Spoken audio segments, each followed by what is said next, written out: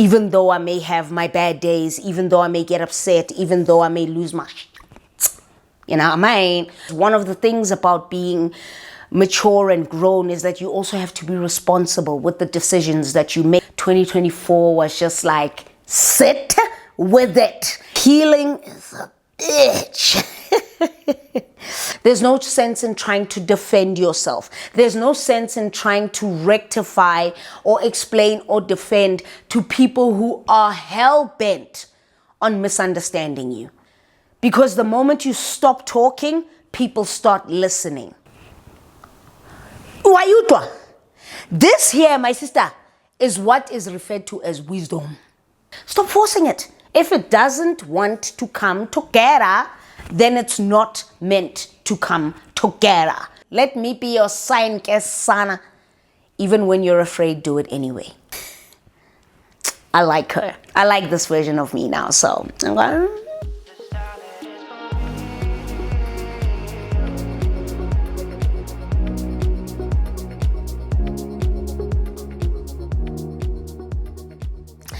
Hey everybody, welcome back to the channel. Welcome back to another video. Welcome back to the Katleho channel. As always, thank you so much for choosing me over and over and over again. This is going to be a really reflective video, and I think at the end of the year so many of us get into this reflective mode. And I'm not saying, think back on all the sad things, just everything overall, how the year looked for you. How did 2024 look for you? What are the things that you went through? What are the experiences that you went through and the lessons that those experiences have taught you? All of those kinds of things. I think it's really wise and smart to reflect back on the year that you've just had and look at the things that you want to do different in the following year. So many of us get to the point where it's December, we want to have fun, we're relaxing, we want to have a good time. But I also think December is also that month where not only do you reset for 2025 or the year that's coming, but also you reflect and you think back on the year that once was, which is 2024. You know what I'm saying? So I'm really excited to share with you some of the things that potentially are influenced by what I went through, but what I've learned from that. And it's really important for us to have these kinds of conversations. So I'm having a little bit of a big sister moment with you guys here today. Yes. Okay, and I haven't sat down in this chair in such a long time. So I'm hoping that whatever juice is in this chair right now, whatever juice, it must come to me. It must come to my head, and we gotta talk about it. So let's talk about some of the things that I've learned in 2024. Okay, listen, I ain't even gonna go far. This is going to be the truth, okay? 2024 really showed me flames. And as Oami would say, it showed me pudra, okay? 2024 showed me flames when it came to my healing journey. So there are many things that I had to heal from or make peace with or come to the realization in 2024. And I realized about the healing that healing is so not linear. Healing is difficult. Healing is hard. It goes up, it goes down. It literally tugs at the fiber of your being, at every single fiber of your being. You're going to wake up one morning, you are fine. You're great. You're willing to take on the day.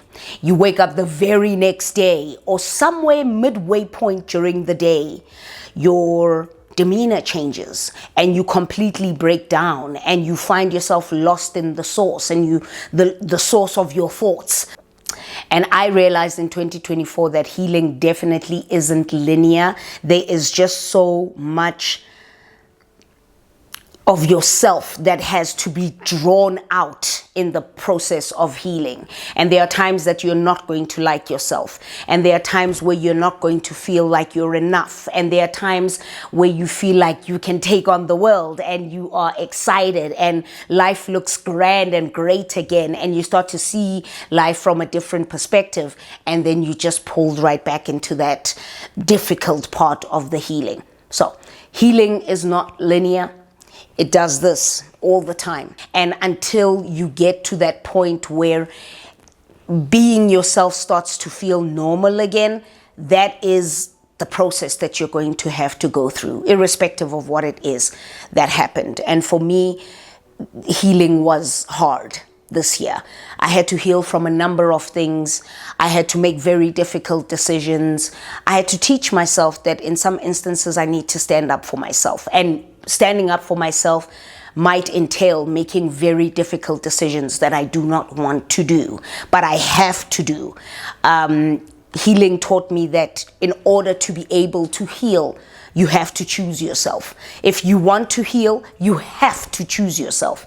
You cannot be living in the periphery of your own life. You actually have to step forward into the sunshine. And stepping forward into the sunshine means having to deal with the dark days too. You know what I'm saying? Healing is a bitch. Just because you would doesn't mean they would. Hear my chat? Just because you would do something for someone, and you know what your heart is, and you know how you would react or respond to someone's discomfort or someone's sadness or someone's happiness, you know how you would react and respond to that. Just because you would doesn't mean they would.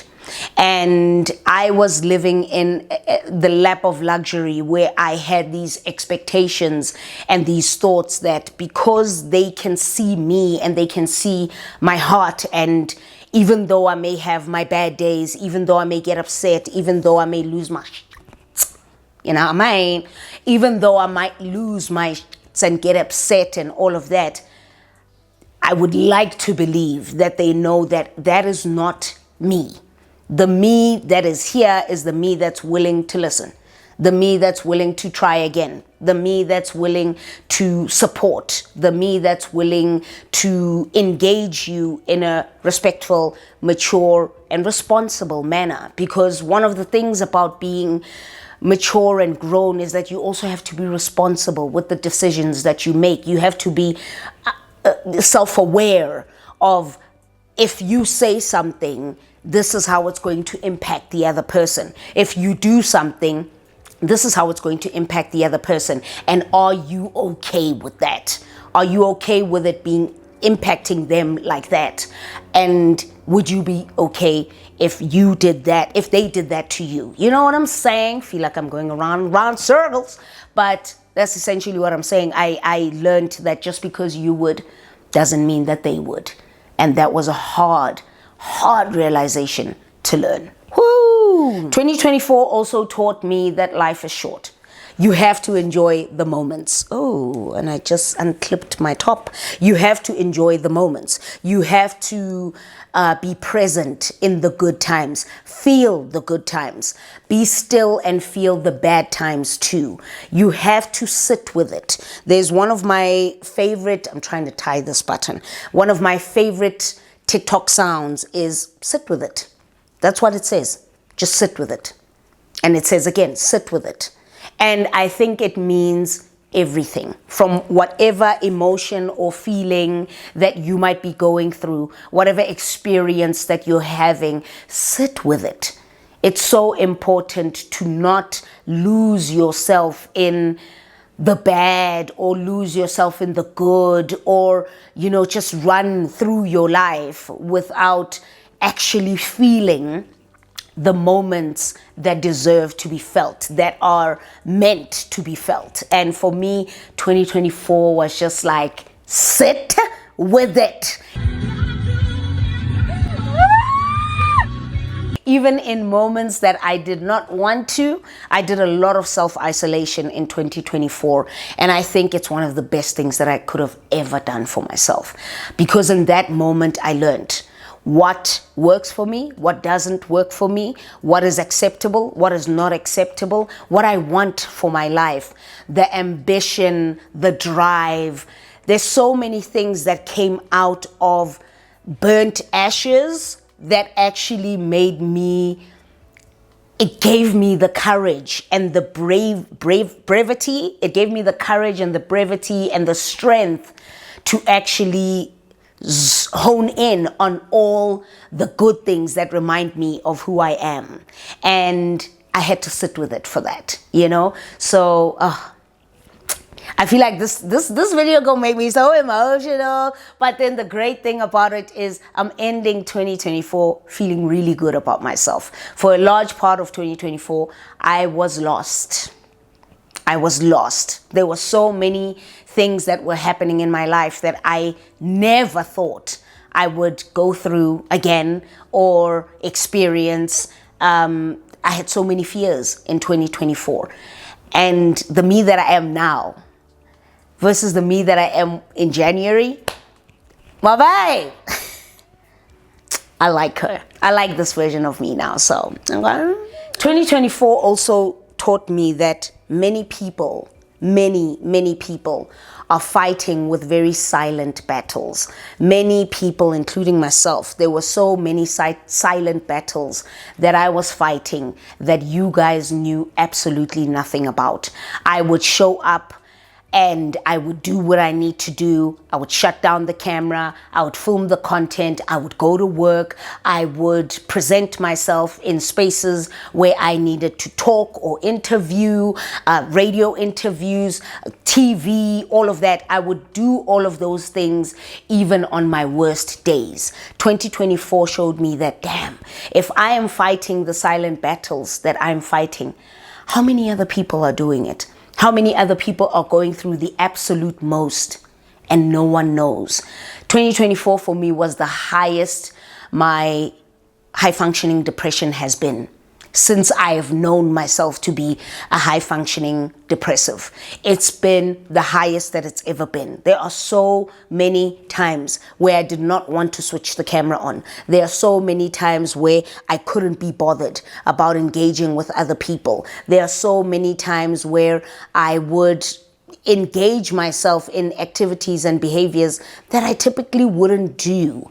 And I realized then that, man, if I am fighting all of this, I can only imagine what other people are fighting. And it taught me to be kind and to be patient and understanding of the fact that it's not just you, there are many others. If you are going through this and you can still get up every day, you have done 75% of the work. You know what I'm saying? 75% of the work. So, 2024 also taught me that when the people you love do you wrong, it changes you completely. It changes everything about you completely. And I think it takes somebody that you care about doing you dirty, doing you wrong, for you to tap into that version of yourself that you never even knew existed. Then you can... It makes sense. I never knew that this part of myself existed. I was so content in loving the ones that I love, caring about the ones that I care about, and all of that. But when I was done wrong severely a number of times this year, I was disrespected, I was spoken down to, I was sworn at, I was ignored, I was treated with so much disdain and disrespect this year that it changed every fiber of my being. This one makes me really emotional because it was with people that I cared so much about. So much. Not one person I could count properly for. People that I care about so much, and they completely ruined me by how they treated me. And I realized, and it changed everything. It made me see people differently. It made me realize that Just because you wouldn't do it to them doesn't mean they ain't gonna do it to you, Miss Mamas. But it also made me so strong and resilient, and it made me tap into this part of myself where I had to stand up for myself, where I realized that enough is enough and I had to decide. And the decisions that I made, I knew I would lose many people in the process, or I knew that I would distance myself from many people in the process. And I had to be okay with that. And for me, this is very difficult to do because I don't like distancing myself from people that I care about. I want to keep them close to me. But I realized that if I'm going to be okay, this is something that I need to do. 2024 also taught me to stop forcing things. Just stop forcing it. Relationships, friendships, connections, conversations, engagements, meeting up with people. Just stop forcing it. This is what 2024 taught me. Stop forcing it. If it doesn't want to come together, then it's not meant to come together. You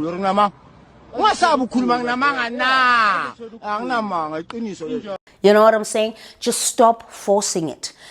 The things that are meant to happen will happen. The conversations that you're meant to have, they will happen. Some way, somehow, when you least expect it, they will happen. The meetups that you want to have, stop forcing it. It'll happen when it needs to happen. Every single thing, any kind of engagement, the friendships that you want to have, stop forcing it. It'll happen when it happens. I got tired of always trying to put my best foot forward with some people. I got tired of it. I thought, I've been always the one. I check in. I tell you that I want to see you. I express myself to you, even though in many times I would express myself to people who would decimate me in return. And I realized that I'm just not going to force any of that anymore. If something is meant to happen, it will happen. Stop trying to force it. Just stop. 2024 also taught me that even when I was afraid, I did it anyway. And this is with respect to my coaching stuff. I did it anyway. I was afraid. I didn't know. 2024 was the one year where I put so much of my time and my effort. And if you do follow my coaching pages online, you'll see it. It's now at the point where I'm posting every day on that platform. And when I tell you on those platforms, and when I tell you how nervous I was about marketing myself, about throwing myself out into the wolves like that, where I could get very negative responses. Initially, when I started, I did get negative responses. I was told that I am a fly-by-night coach. I'm probably a forex trader masquerading as a coach. There were so many hurtful things that were said to me. But when I tell you how my perseverance of it has opened up so many doors, not only do I have more clients, not only do I find what I do more fulfilling, not only am I more confident when I put out the content online, not only am I being invited to radio stations to talk and this, it was because I said, even though I'm afraid, I'm going to do it anyway, because I just was so deathly terrified of negative reviews or negative comments that were going to land up plastered onto my platforms. I did it anyway, and I have never been more proud of myself when it comes to that, because it shows me that 2025 is going to go off with a great start, especially for my coaching stuff and for my speaking engagements and all of that. I was flabbergasted as to how and where I started in January to where I am now, especially with my work and what I do and how I engage with my clients and how much more information I retain and I share and all of that. I was just... So even when you're afraid, let me be your sign. Let me be your sign. Let me be your sign, Kesana. Even when you're afraid, do it anyway. I also learned that the moments of discomfort that I came across in 2024, all the moments of discomfort that I had were also the biggest teachers in terms of the lessons that I took out of them, of my life. All the moments of discomfort, all the sad moments, the angry moments, the confused moments, the lost moments were my biggest teacher. 2024 was hard on me emotionally. It was hard on me mentally. Like I said, my HFD skyrocketed in 2024. It was hard on me financially. It was hard on me professionally. It was hard on me so much that I had to sit in those moments of discomfort and actually look inward and look towards trying to determine and trying to figure out why this was happening. Why is this currently happening, for me to actually pull out the golden nuggets of what it is that I need to change. And those things became my lessons. How people treated me and how I was okay with certain behaviors of how people treated me, until I sat down and looked at myself and said, why do I find it okay for people to treat me like that? What am I struggling from internally that makes me okay with allowing people to treat me that way? Especially when I don't treat them that way. I don't swear at people when I speak to them. I don't talk down to them. I don't make people feel unseen or unheard. I don't ignore people. So why do I allow myself to be put in that position and be okay with it and allow people to do it to me over and over again? That's when I needed to sit down and say, there's something that I may have struggled through, some kind of trauma, which I've picked up now in therapy, and I know exactly what it is. There's some kind of trauma that I may have struggled through that is making me feel this way. And for me, it's always been the fear of abandonment. I don't like to be abandoned by people that I care about. I fear that. So because I fear that, I will overcompensate. I will be extra nice, not nice. I will be extra good. I will be extra attentive. I will be extra cautious with how I speak to people. I will be extra whatever, because I'm overcompensating for the fact that if I reveal another side of me where I do get to stand up for myself, where I do get to pop off, be a savage, I might risk losing that person. I might risk being abandoned by that person. And it's safe to say now that I'm okay with risking that now. I sit with it and I let them flow. I don't overthink it anymore. I don't overanalyze it anymore. I know that what is meant for me will be for me, but I'm not going out of my way to try and salvage things, especially at the expense of my hurt. Wayutwa. This here, my sister, is what is referred to as wisdom. 2024 also taught me theyre.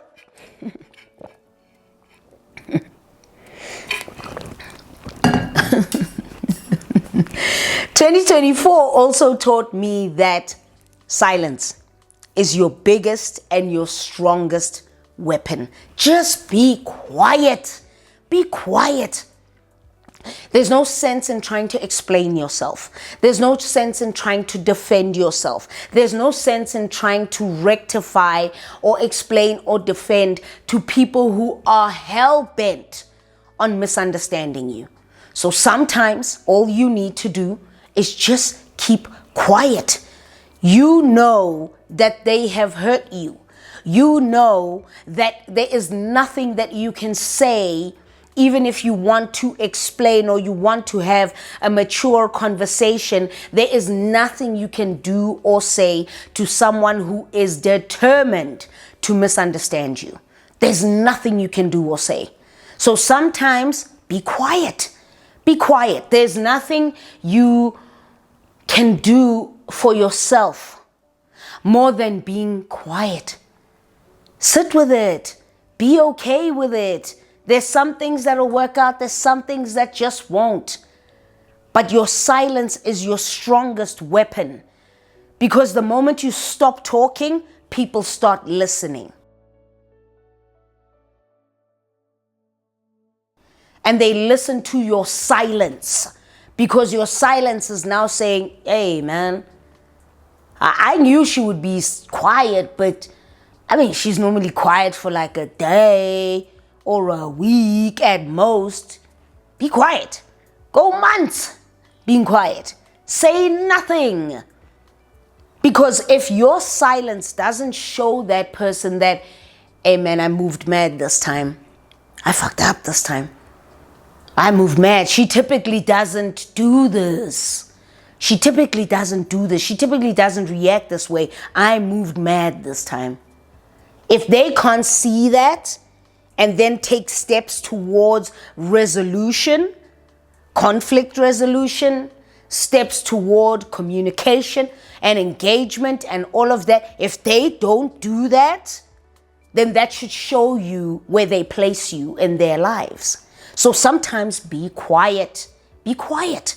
There's nothing wrong with just being. Keep it there, my dear. The final one is people know what they're doing. Finished. People know what they're doing. People know what they are doing.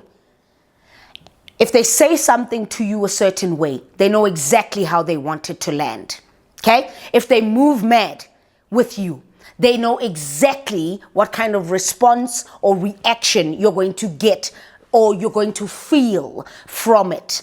People know that when they insult you, they know how they want it to land. If somebody is going to take a very preciously sensitive thing that you shared with them or a moment that happened to you that you shared with them and they use it in order to break you, they knew exactly what they were doing in that moment.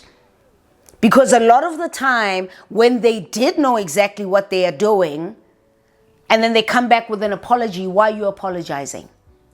That's another thing I learned in 2024. If somebody comes to you and apologizes, the first question you should ask is why? What are you apologizing for? Because I think people also just automatically have this immediate response to apologizing and giving apologies when they don't really know what they're apologizing for. People know exactly what they are doing. So when they do it, believe them. Believe that that's exactly what they meant. People cannot use the excuse that I was mad anymore. Why can I be mad and still learn how to choose my words correctly when I engage you?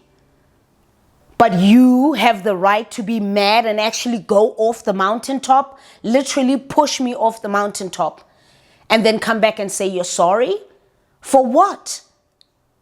I'm sorry, it's the first time I'm hearing this. I'm sorry. So I'm so unfamiliar with it. You might need to explain to me why you're sorry.